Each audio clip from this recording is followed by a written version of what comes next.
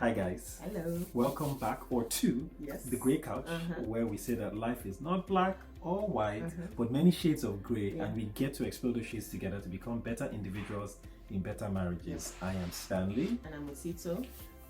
and today we're talking about passive aggressiveness. As a form of conflict.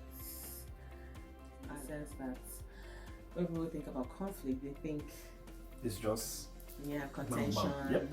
Fighting and all of that. But we want to bring in this other side of this where these are the quiet ones. the quiet ones that they want you to watch out for, the spin ones. Yes. They say the beautiful ones are not yet born. I don't know. The quiet ones are already born and they're there. And sometimes they cause havoc. So I want you to be aware of this. So I will give you my own story. This is confession on the Grey Couch, right? So before now, Utsu used to do something that used to get on my nerves. I'll put it that way. I would come back from work and she's either on the computer or in a meeting or something, and the kids haven't eaten. And so I was like, after I've been at work this whole time, she really expects me to come back and settle them and settle myself and things like that. And so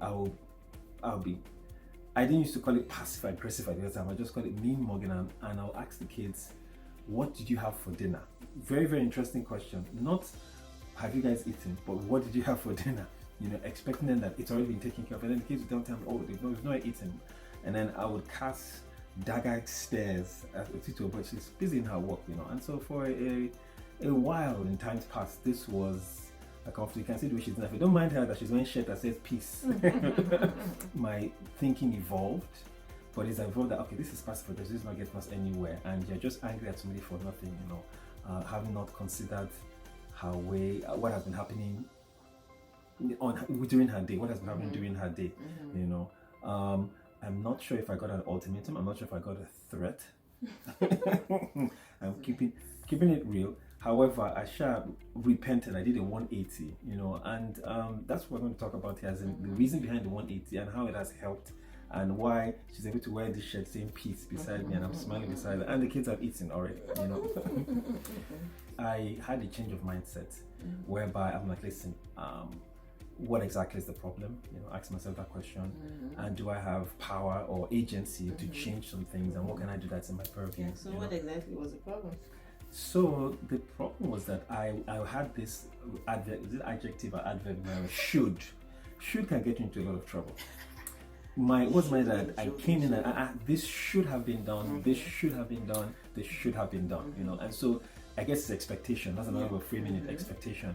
So should was getting me in trouble because I didn't ask what had happened, what was going on. I was just like, should have, And so if you come from that place of, I don't use the word entitlement, but you're like, self-righteousness. You can use it. I'm allowed to use it, right?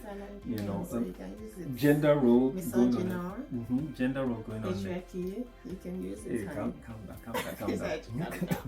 Calm down. So yes, yeah. should go now. So when I removed that should, from my vocabulary for those things, I'm like, okay, what can happen? What am I going to do about it? So what happened here is that I had a change of mindset, like I was saying, and there are certain things I realized I was doing. I was blaming her, and there was really a lack of empathy. I was like, in his mind though, because like you said, passive aggressive. I I didn't say anything. I mean, I was not looking, because I'm like, everybody's here to do their own thing.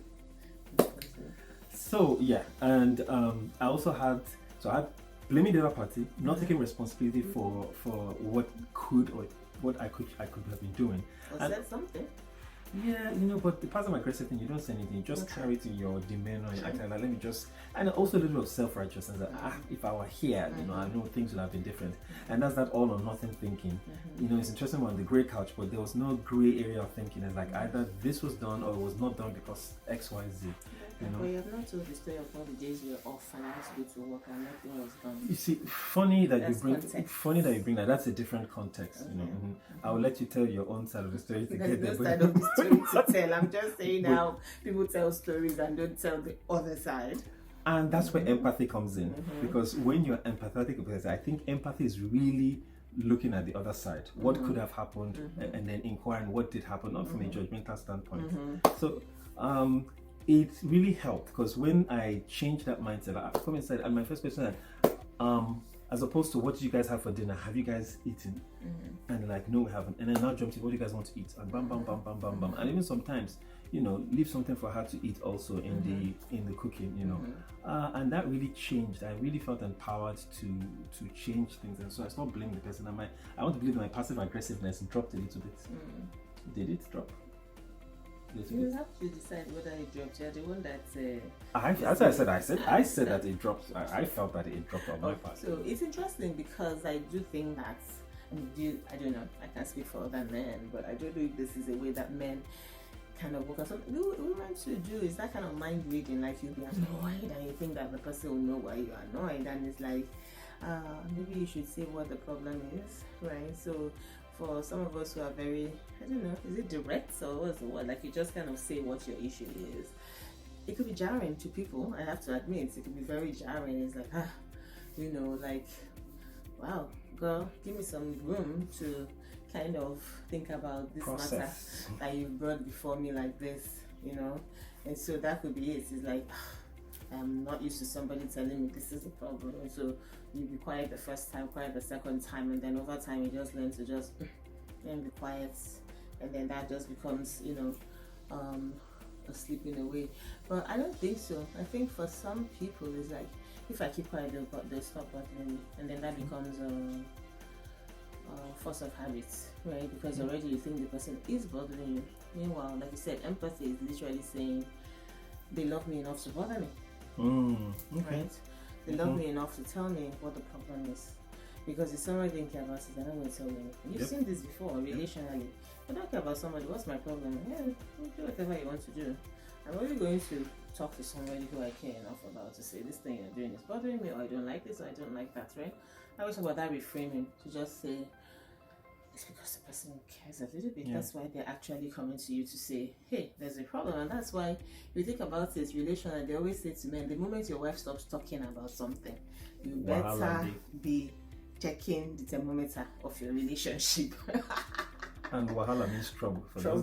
Right? And then I saw a meme the other day that said, like, it's the silence of the lion that you should be afraid of. When the lion is growling and making all the noise, when it's silent, it means it's kind of waiting for its prey. And I was laughing. I was laughing because I was thinking about some situation with somebody, and I said, it's funny that they were not bothered by the fact that I was so quiet. You know what I mean? I was laughing in my mind, like Meta was just thinking. I said, if they had sense, they realize this quietness is the calm before the storm.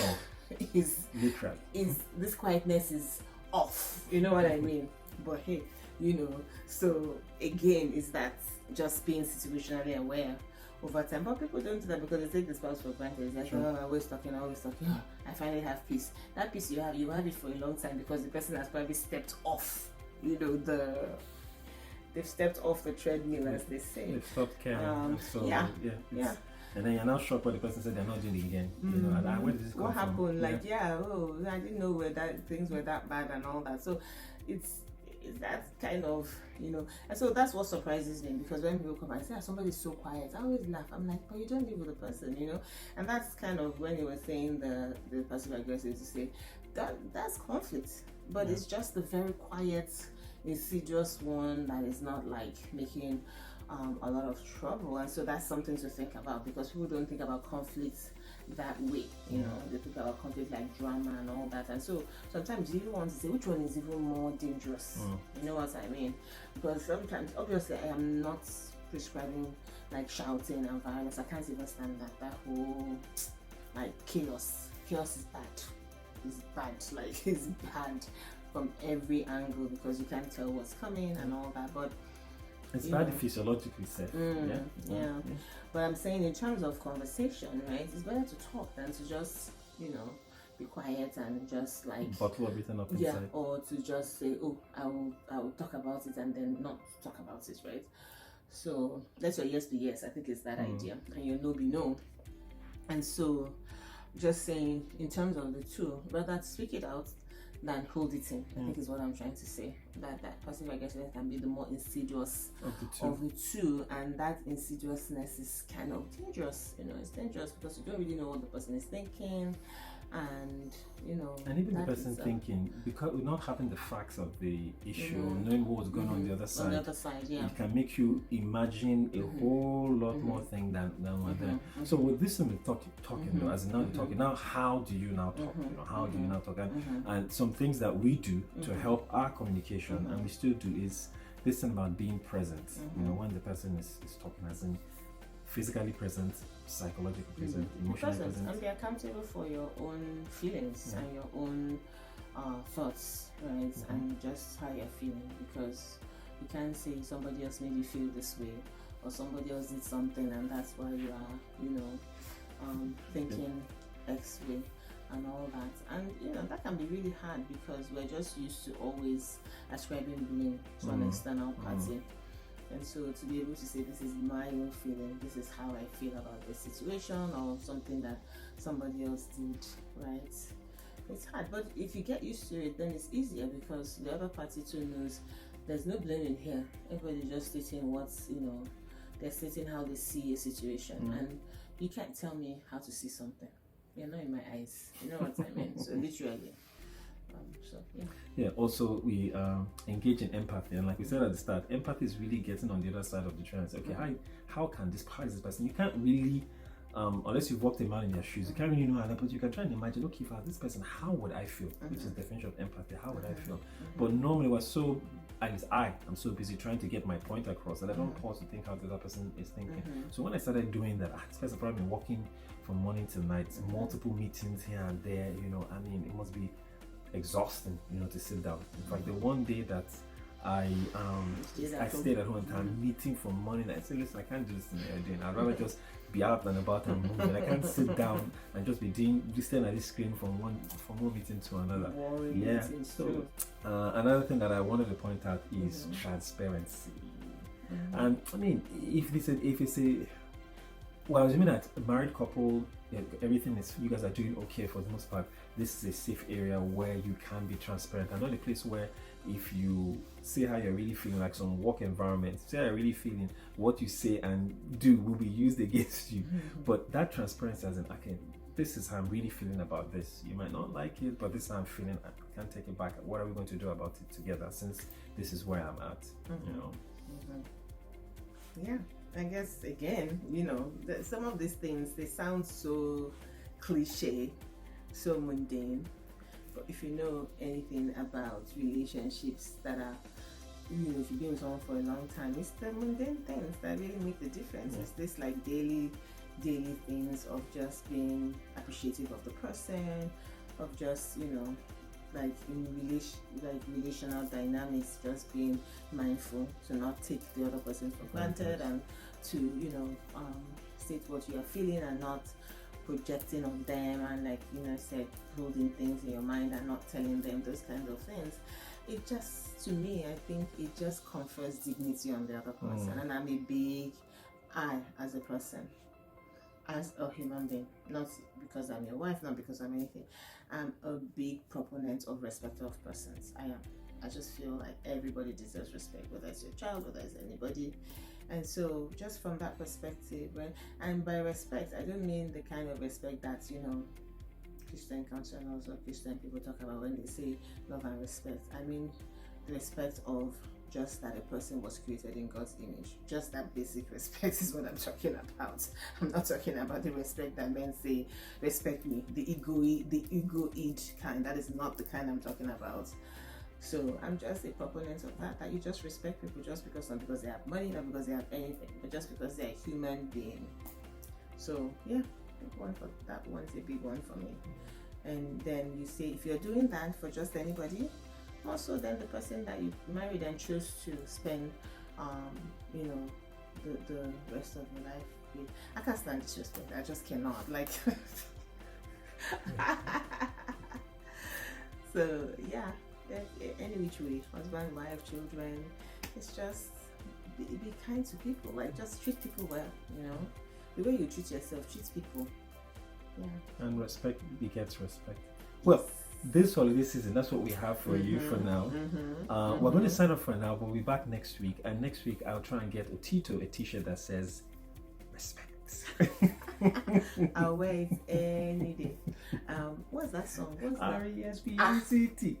No, sorry, that's it for you guys. That's for you guys. I'm not continuing that one. This one continue off camera. But anyway, it's always a joy to have you join us on the couch. Send your questions here, and if you are not getting a newsletter, please sign up and get a newsletter here also. Bye for now. Don't forget to like, share, subscribe, and we'll see you next week. Bye.